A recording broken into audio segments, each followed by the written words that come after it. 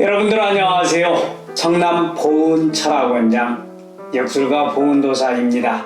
우리 민족 고유의 명절이 추석이지요. 추석은 가배, 가희, 한가위, 중추절 등으로도 불리는 우리나라의 고유의 명절로 매년 음력 8월 15일에 돌아오게 되는데요.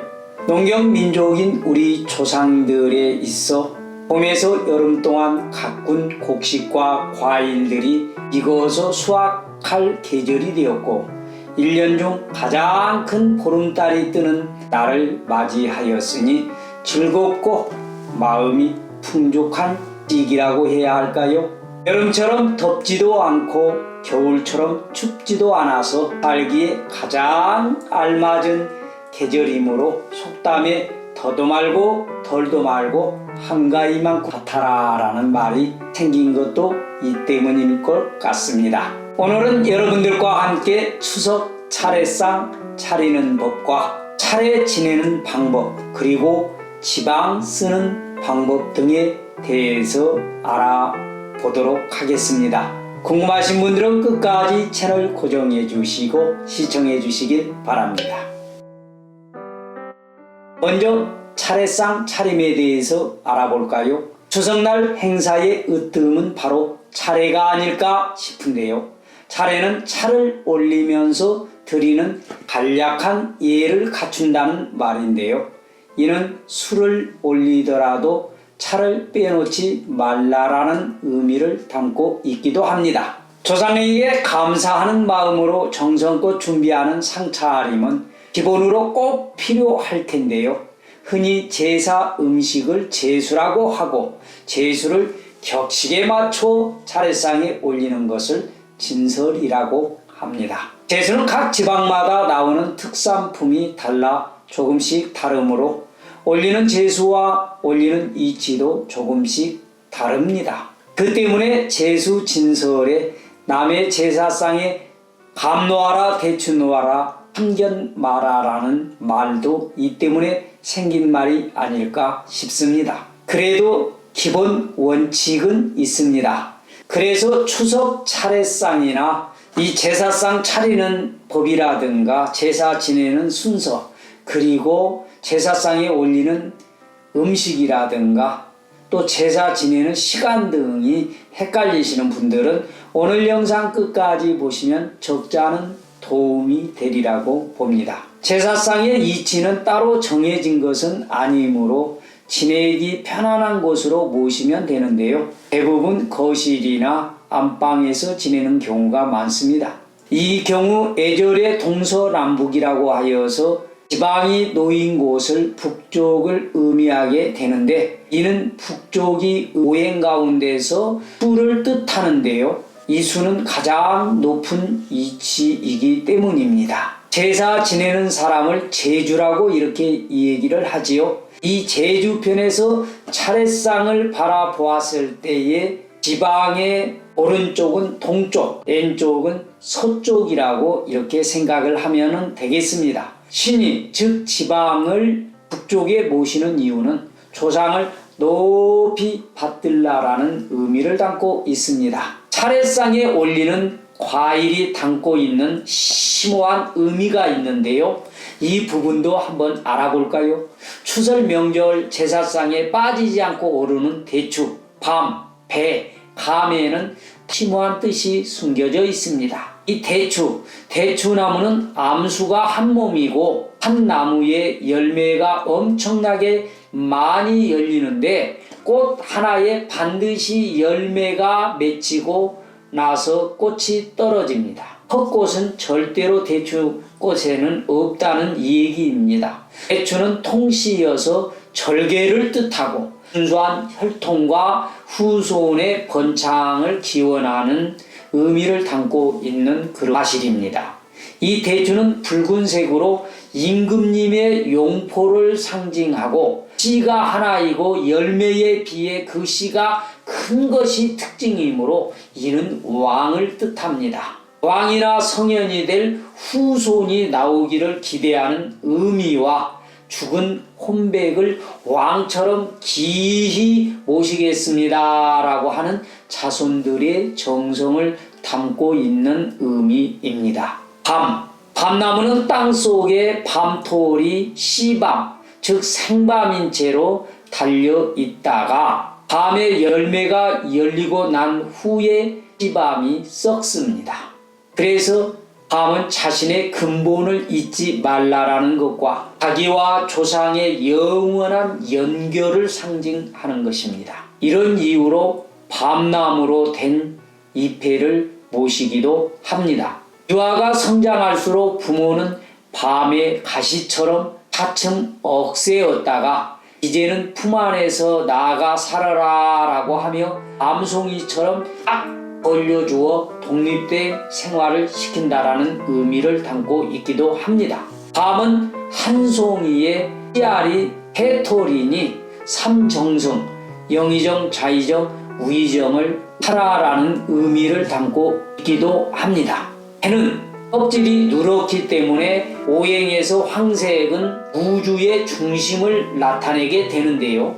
흙의 성부인 토에 해당이 됩니다. 농자는 천하지 대본이라고 땅을 모두 근본으로 삼고 있는 우리 조상의 지혜가 숨겨져 있는 것을 알 수가 있지요.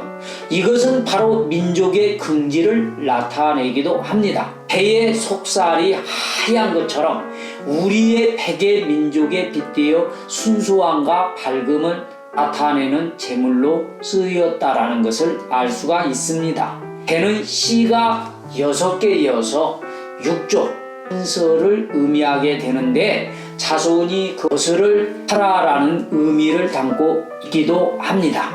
밤은 공두둑두라 하여 콩 심는데 콩 나고 팥 심는데 팥이 나는 것이 천지의 이치인데 감의 씨앗을 심으면 감나무가 나지 않고 대신 고염나무가 나는 것입니다.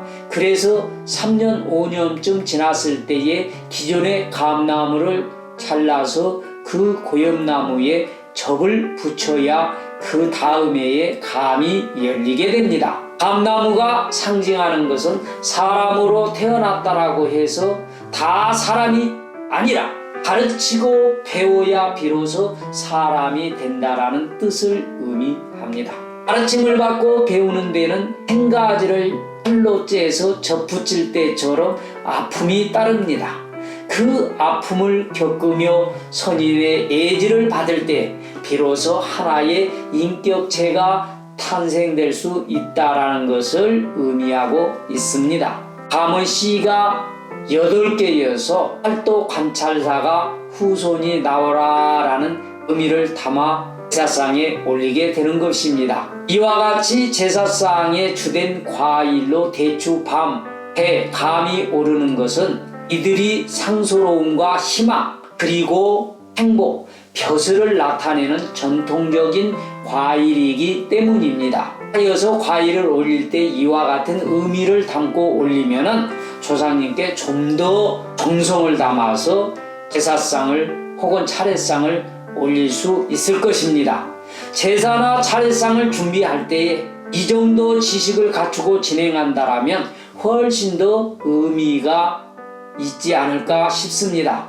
그러면 제사상 차리는 법을 간단히 알아볼까요? 제사 음식을 제수라고 부르며 제수는 지방과 가정에 따라서 각양각색으로 다른데요.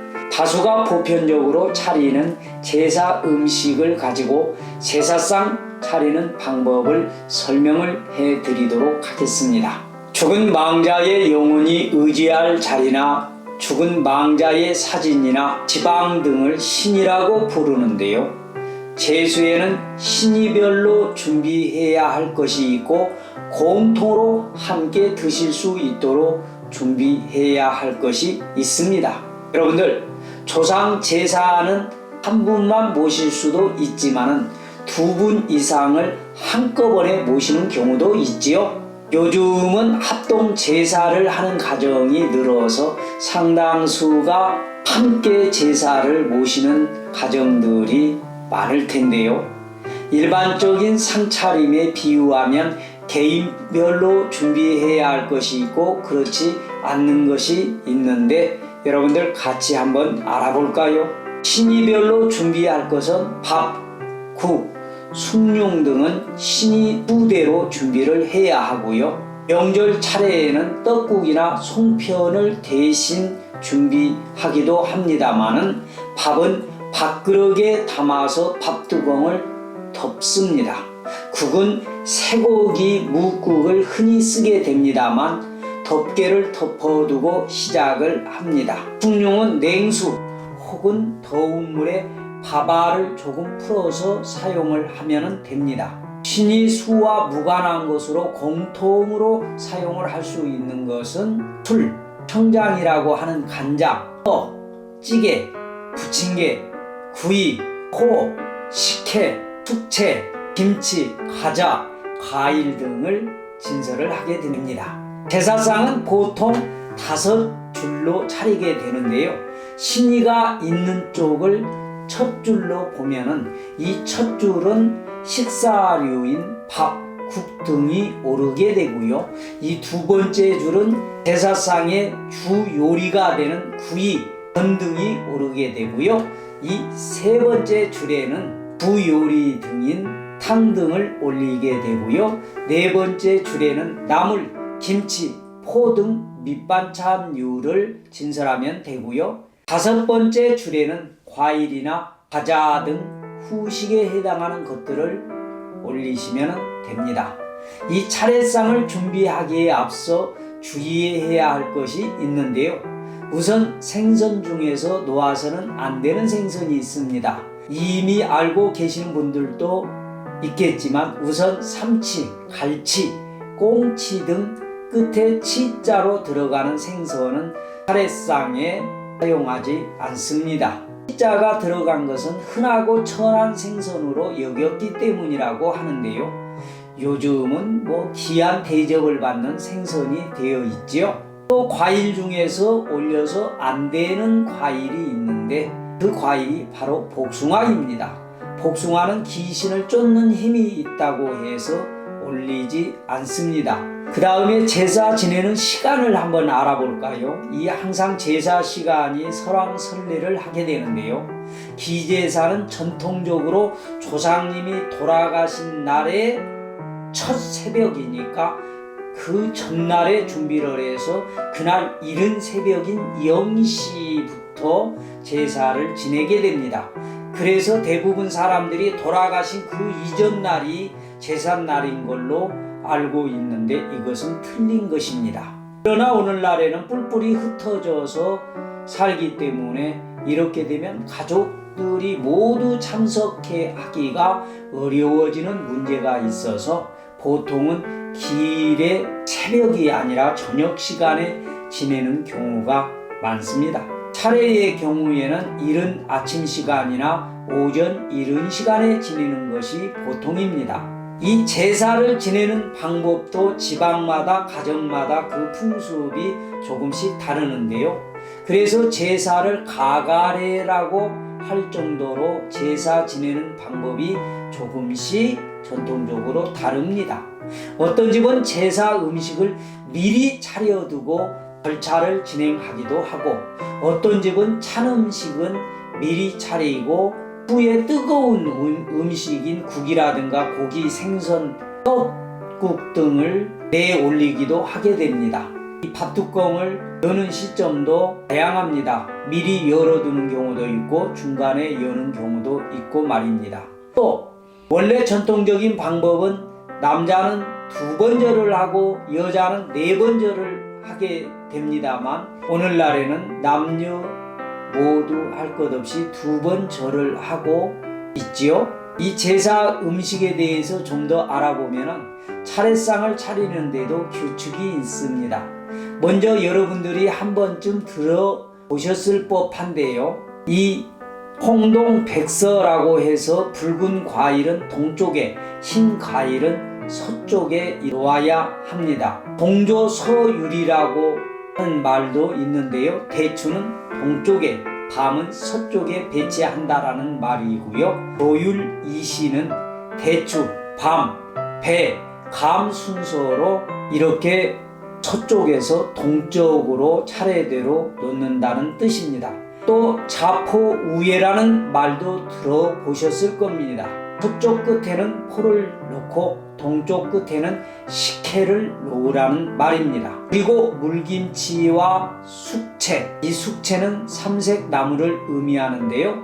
이 숙채와 간장은 가운데 놓으면 진설을 잘 하신 겁니다. 또 어동육소라는 말을 들어보셨지요? 생선은 오른쪽에 차리고 육류는 서쪽인 왼쪽에 차린다라는 말입니다.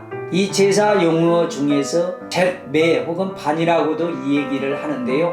흰 쌀밥을 주발에 소복하게 담는 것을 말합니다. 또 갱이라고 하고 또는 매탕, 반탕이라고도 이렇게 말하는데요. 쇠고기, 무, 다시마를 넣고 맑게 끓여서 청장으로 간을 하여서 탕 위에 담아 올리는 것을 말하고요. 삼탕이라고 하는 것이 있는데 삼탕을 하려면 육탕은 쇠고기와 무, 봉탕은 닭고기, 어탕은 북어 다시마, 무를 주재료로 탕을 끓여서 탕기에 담아 올리는 것을 말합니다. 이 삼적이라고 하는 것이 있는데요.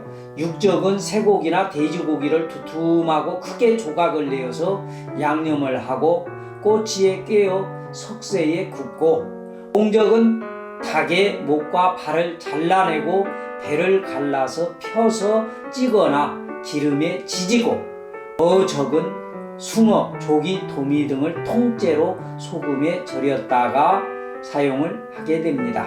이 삼적을 놓을 때는요, 적틀에 한꺼번에 담아서 올리게 되는데 제일 아래쪽에는 어적을 넣고 그 위에 육적을 넣고 그 위에 봉적을 담습니다. 이는 바다에 사는 생선은 아래에 놓고 땅 위에 네 발로 다니는 짐승을 중간에 놓고 하늘 위에 나르는 짐승인 새 대신에 날개 있는 닭을 제일 위쪽에 놓게 되는 겁니다. 하늘과 땅, 바다라는 우주의 이치를 나타내고자 한 것이 세 개를 한꺼번에 놓는 것이고요. 산의 진미를 다 차린다라는 뜻을 가지고서 바다에서 나는 생선과 육지에서 나는 고기, 그리고 하늘을 나는 봉전, 이러한 것들을 한 그릇에 담는 겁니다. 포도, 육포와 어포 등을 놓는데요. 보편적으로 북어포를 잎과 꼬리 부분을 잘라내고 머리가 동쪽으로 가도록 놓습니다. 또 숙채라고 해서 삼색으로 마련을 하게 되는데요.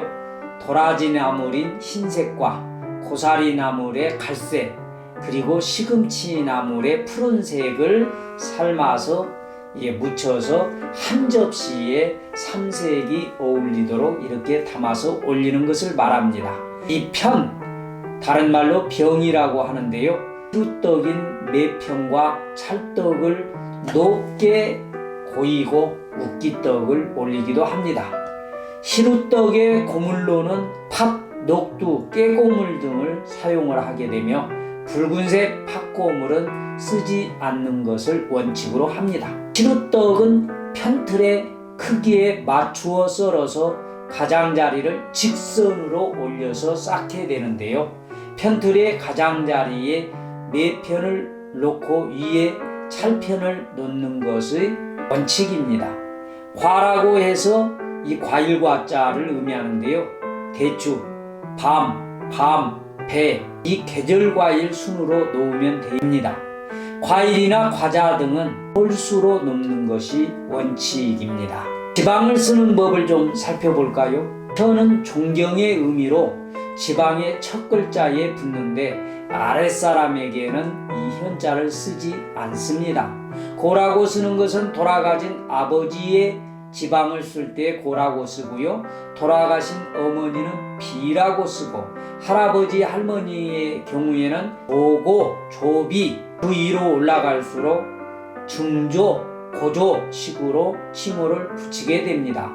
학생은 특별한 관직이 없는 경우를 말하므로 관직에 있던 경우는 관직명을 적을 수 있습니다. 학생 대신 처사라고도 쓰고요. 부군은 자신의 윗사람인 경우에 사용을 하고요. 아랫사람한테는 직접 이름을 쓰게 됩니다. 여성 쪽은 유인이라고 쓰고 동관 성씨를 이어 쓰는데 사실 유인은 조선시절 내명부의 종구품에 해당하는 명칭이지만 그냥 벼슬 얻는 사람들도 함께 사용하는 단어입니다. 가장 보편적으로 쓰는 학생 부군 신인은 벼슬을 하지 못한 보통 남성을 의미한다라는 것을 말씀드리고요. 오늘은 잊혀져가는 우리의 전통 중에서 차례상과 제사상 차리는 법에 대해서 알아보았습니다. 여러분들 어땠나요? 지루한 얘기였지만은 도움이 좀 되셨나요? 도움이 되신 분들은 좋아요, 구독 부탁드리고요. 저는 더욱더 좋은 영상을 준비해서 또 찾아뵙도록 하겠습니다. 사랑하는 구독자 여러분들, 복 많이 받는 풍성한 추석 명절이 되시길 바랍니다. 감사합니다.